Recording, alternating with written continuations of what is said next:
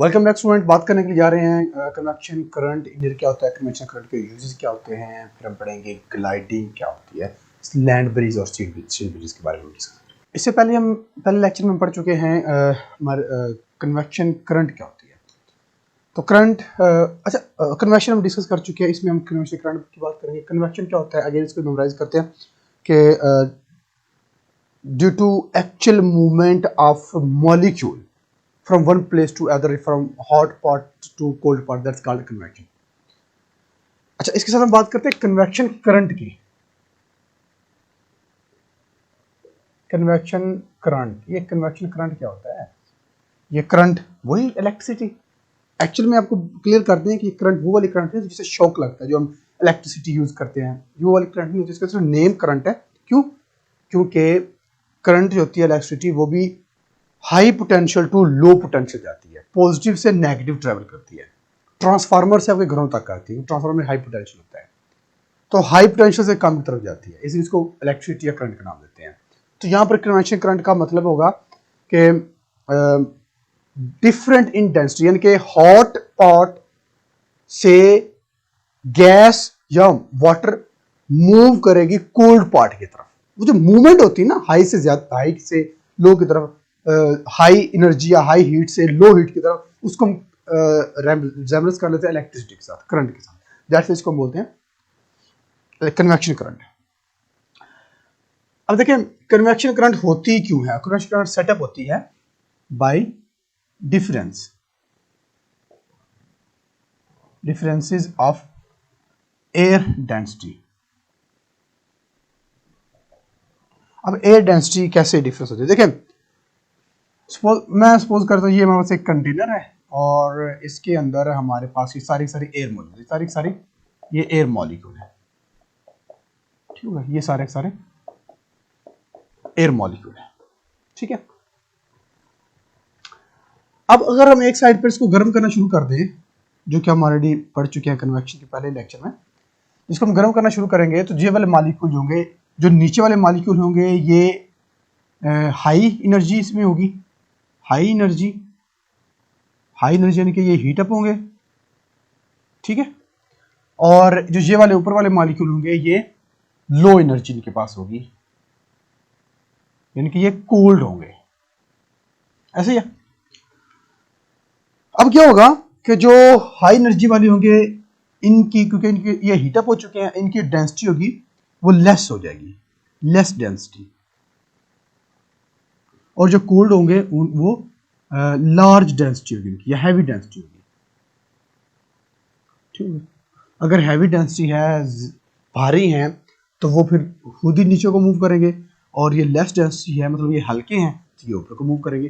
तो डेंसिटी का डिफरेंस आ रहा है, ठीक है। एक तरफ ज्यादा डेंसिटी, एक तरफ कम डेंसिटी है, तो ज्यादा और कम डेंसिटी, यानी कि डेंसिटी के डिफरेंस की वजह से मॉलिक्यूल होंगे वो मूव करेंगे एक जगह से दूसरी जगह। अभी जो मूवमेंट होती है, देखिए ज्यादा से कम तरफ मूव करें, तो इलेक्ट्रिसिटी को भी कहते हैं हाई पोटेंशियल से लो पोटेंशियल, जो इलेक्ट्रॉन मूव करते हैं, तो इलेक्ट्रिसिटी या करंट कराते हैं। सेम इसी तरह, क्योंकि इससे रिजेम्बलेंस है, इसकी उससे मिलता जुलता है, दैट्स व्हाई हम कहते हैं कि ये इसमें करंट है, ये कन्वर्शन करंट का इसको हम नाम देते हैं। इसमें वो शॉक वाली करंट नहीं होती कि हम इसमें चार्जर लगाकर अपना मोबाइल चार्ज शुरू कर दे, वो वाली करंट नहीं होती इसमें, सिर्फ इसका नेम हम इसको दे देते हैं कन्वर्शन करंट, ठीक है। तो ये सेटअप होती है convection current setup by differences of air at different places, different parts, ठीक है, पार्ट्स ऑफ एयर, ठीक हो गया। ये तो क्या कन्वेक्शन करंट है। उसके बाद हम बात करते हैं यूजेस इसके कन्वेक्शन करंट के यूजेस क्या होते हैं। सर्दियों के अंदर हम कमरे के अंदर हीटर ऑन करते हैं, आग जलाते हैं, तो पूरा कमरा गर्म रहता है, जबकि हम हीटर एक कोने में ऑन करते हैं, एक साइड पर ऑन करते हैं, या दरमियान में ऑन करते हैं। अगर हम दरमियान में ऑन कर रहे हैं तो बाकी जो कोने हैं दूसरे रूम के, वो दूर दूर हैं, वो भी उनका भी टेम्परेचर नॉर्मल हो जाता है। ऐसे क्यों, कैसे?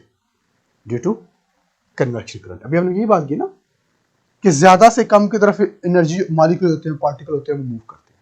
तो दरमियान में अगर हीटर पड़ा हुआ है, तो जो कमरे के अंदर एयर है, उसका जो दरमियान में जहाँ पर हीटर पड़ा है, वहाँ के मॉलिक्यूल तो गर्म हो जाएंगे, तो वो कहाँ जाएंगे? वो ठंडे की तरफ जाएंगे, ठंडे कहाँ आएंगे, गर्म की तरफ आ जाएंगे, क्योंकि अब जब गर्म गर्म मॉलिक्यूल ने मूव किया है उनकी जगह खाली होगी, उसको फिलअप करने के लिए ठंडे वाले उस जगह पे आ जाएंगे, फिर वो गर्म होंगे, वो ठंडे उधर जाएंगे, ठंडे उधर आ जाएंगे। तो इस तरह ये इनकी रिवॉल्वमेंट होती रहती है, मूवमेंट इनकी होती रहती है। ठीक है, तो हम कहते हैं कन्वेक्शन करंट यूज होती है to heat our homes, office, buildings, ठीक है, को गर्म करने के लिए कन्वेक्शन करंट का भी इस्तेमाल करते हैं। इसी तरह कुछ एरियाज ऐसे होते हैं, कुछ कंट्रीज ऐसे हैं जहाँ पर सारा साल बर्फबारी होती है, मतलब मौसम ठंडा होता है, वहाँ पर सुबह बहुत कम निकलता है, तो वहाँ पर क्या करते हैं कि पानी गर्म करते हैं और बिल्डिंग के अंदर पाइप लगे होते हैं बड़े बड़े, उसमें से वो पानी गर्म पानी गुजारा जाता है, जिससे वो बिल्डिंग का टेम्परेचर नॉर्मल हो जाता है, ठीक है, टेम्परेचर थोड़ा बढ़ जाता है, तो वो भी कन्वेक्शन करंट उसका यूज होता है वो भी। तो ये हमारे पास कन्वेक्शन करंट के यूज होंगे। इसके बाद हम बात करते हैं लैंड ब्रीज और सी ब्रीज की। लैंड ब्रीज, अगर हम लैंड ब्रीज की बात करें, नाम से पता चल रहा है लैंड, तो ये वाली ब्रीज होगी जो फ्लो करेगी, हवा, air flow from land to sea. Land bridge, land है तो पहले लैंड आएगा, याद रखना, ये अक्सर स्टूडेंट में कंफ्यूज हो जाती है। और दूसरा हमारे पास होता है सी ब्रिज, तो इसको हम डिफाइन करेंगे, एयर फ्लो फ्रॉम सी है तो पहले सी आ जाएगा, सी उसके बाद क्या आ जाएगा, लैंड, सी टू लैंड, ठीक हो गया। तो लैंड ब्रिज पर लैंड है तो पहले लैंड आ जाएगा, बाद में सी आ जाएगा, सी है तो पहले सी आ जाएगा, बाद में लैंड आ जाएगा। तो ये स्टूडेंट अक्सर कंफ्यूज हो जाते हैं, तो कंफ्यूजन से आपने बचना है। जो लैंड ब्रिज होती है ना, ये वो वाली हवा होती है जो लैंड से सी की तरफ चलती है, जो लैंड से सी की तरफ चलती है, और ये होती है नाइट टाइम, नाइट टाइम ये होती है। और जो सी ब्रिज होती है वो चलती है सी टू लैंड, और ये डे टाइम होती है। क्यों ये डे टाइम क्यों होती है, वो नाइट टाइम क्यों होती है, इसकी रीजन ये होती है, अगर हम सी ब्रिज को पहले बात करते हैं, ये डे टाइम होती है, ये हवा चलती है सी टू लैंड। सी मतलब वाटर, लैंड मतलब सोइल। हम इससे पहले पढ़ चुके हैं वाटर यानी कि पानी, वाटर का जो स्पेसिफिक हीट कैपेसिटी होती है वो होती है जी 4200 जॉल पर केजी पर केल्विन, और जो सॉइल होती है, मट्टी होती है, ड्राई होती है, उसका जो स्पेसिफिक कैपेसिटी तकरीबन 810 होती है। उसका ढेर सारा डिफरेंस है, वो 4200 है या 800 है। तो गर्म पहले कौन होगा, सॉइल पहले गर्म होगी या वाटर पहले गर्म होगा? सन किस दिन के वक्त सन है ना, तो सन ने तो लैंड पर भी उतनी एनर्जी फ्लो कर, रेडिएशन फॉल करवानी और उतनी ही सी के ऊपर, तो पहले गर्म कौन होगा, सॉइल होगी पहले गर्म या वाटर होगा? पहले सॉइल गर्म होगी, इसकी स्पेसिफिक कैपेसिटी कम है, ये जल्दी गर्म हो जाएगा और ये देर से गर्म होगा। जब सॉइल जल्दी गर्म हो जाएगी तो इसका मतलब है जो सॉइल के ऊपर का एरिया है, हम बना लेते हैं, सपोज ये हमारे पास है सॉइल और ये हमारे पास है जी सी, ये हमारे पास सॉइल है, ये हमारे पास सी है। तो सॉइल जल्दी गर्म होगी, जल्दी गर्म होगी तो सॉइल के ऊपर वाली हवा जो होगी वो जल्दी गर्म हो जाएगी और वो गर्म होकर ऊपर को उठेगी, इस तरह से ये मॉलिक्यूल ऊपर को उठेंगे। अब ये जो सी के ऊपर एयर है वो भी गर्म नहीं हुई, क्योंकि जो पानी है वो देर से गर्म होगा, तो यहाँ पर सॉइल के ऊपर स्पेस हो जाएगी, जगह खाली बच जाएगी। इस जगह को फिल करने के लिए जो समंदर से हवा है वो इधर आएगी, समुद्री हवाएं इधर आएंगी, ठीक है। उसको बोलेंगे कि ये सी ब्रीज होगी जो सी टू लैंड फ्लो करेगी ड्यूरिंग डे टाइम। बात समझ आ गई? इसका रेसिप्रोकल कर दे, इसका रिवर्स कर दे तो हमारे पास लैंड ब्रिज बन जाएगा। लैंड ब्रिज नाइट टाइम क्यों होता है, उसकी रीजन ये होती है, इसी को हम रिवर्स करते हैं। अगर वाटर देर से गर्म होगा तो ठंडा भी देर से होगा, ठीक है। वाटर देर से गर्म होगा ना, 4200 इसकी स्पेसिफिक कैपेसिटी है। जब ठंडा होने की बारी आएगी, अगर जब ये गर्म हो जाएगा ना, टाइम लगेगा डेफिनेटली गर्म होने में। जब गर्म हो जाएगा फिर जब इसको ठंडा करने लगेंगे तो ठंडा भी देर से होगा। सॉइल जल्दी गर्म हो जाएगी लेकिन ठंडी भी जल्दी होगी। इसीलिए जो रेगिस्तान होते हैं ना, वहां पर दिन के वक्त बहुत ज्यादा गर्मी होती है, बहुत ज्यादा गर्मी होती है, लेकिन रात को ठंड पड़ जाती है। रीजन क्या होता है कि रेत होती है, सॉइल होती है, मिट्टी होती है, ड्राई होती है। जितनी जल्दी वो गर्म होगी उतनी जल्दी ठंडी भी होगी। ठीक हो गया। इंसान की भी यही हालत होती है, जो जितनी जल्दी गुस्सा करता है वो ठंडा भी जल्दी होता है। ओके, बात हो रही थी लैंड ब्रिज की। तो जितनी जल्दी वो देर से गर्म होगा वाटर, उतनी देर से ठंडा भी होगा। अब रात के वक्त क्या होगा, पानी गर्म होगा, सॉइल ठंडी होगी। अगेन ये वाला प्रोसेस होगा लेकिन उल्टा हो जाएगा। सी के ऊपर वाली हवा जो होगी वो ऊपर को उठेगी, उसकी कमी को पूरा करने के लिए सॉइल यानी कि लैंड से हवा चलेगी, इसको हम बोल देंगे लैंड ब्रिज। क्लियर? चलें, इसके बाद हम बात करते हैं ग्लाइडिंग की। अब होता है ग्लाइडिंग क्या होता है?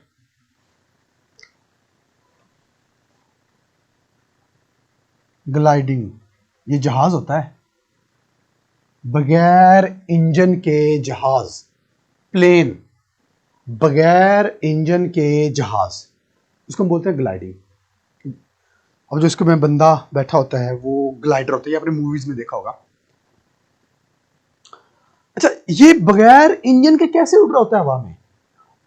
इसके पीछे जो रीजन होती है वो कन्वेक्शन करंट होती है। ग्लाइडिंग का, और जो बर्ड्स होते हैं, हॉक्स होते हैं, चील होती है,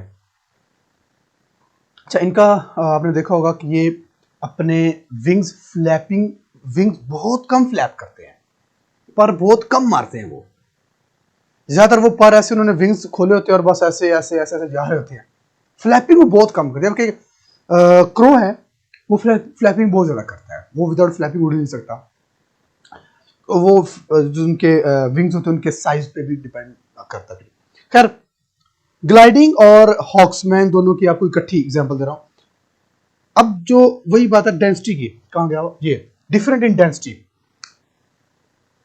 नीचे वाली जो हवा होगी वो जब गर्म होगी तो ऊपर को उठेगी, और जब ऊपर को उठेगी तो वो हॉक्स और जो ग्लाइडिंग होते हैं, ये हवा जब ऊपर को उठेगी ये इन दोनों को उठाकर ऊपर ले जाएगी, जिसकी वजह से वो काफी टाइम तक हवा में घूमते रह सकते हैं विदाउट फ्लैपिंग। ठीक हो गया। तो ग्लाइडिंग बगैर इंजन के जहाज होते हैं, और हॉक्स और या चील वगैरह या कोई और भी जो होते हैं बड़े विंग्स वाले जो बर्ड्स होते हैं, वो काफ़ी टाइम तक विदाउट फ्लैपिंग हवा में उड़ रहे होते हैं। उनकी रीज़न ये होती है कि वो कन्वेक्शन करंट के हेल्प से वो हवा में विदाउट फ्लैपिंग उड़ रहे होते हैं। वो जो हवा ऊपर को उठ रही होती है ना, गर्म होकर ऊपर को उठती है, वो ऊपर उठने वाली हवा उनको ऊपर उठाकर लेकर जाती है। ठीक है। तो ये था आज का हमारा टॉपिक जिसमें हमने पढ़ा है कन्वेक्शन करंट क्या होती है, लैंड ब्रिज, सी ब्रिज क्या होती है, ग्लाइडिंग के बारे में पढ़ा है, और कुछ बर्ड्स के बारे में डिस्कस किया। आई होप कि आपको इस सारे की अंडरस्टैंडिंग हुई होगी। नेक्स्ट लेक्चर में हम बात करते हैं third method of transfer of heat, जिसको हम रेडिएशन का नाम देते हैं। Thank you.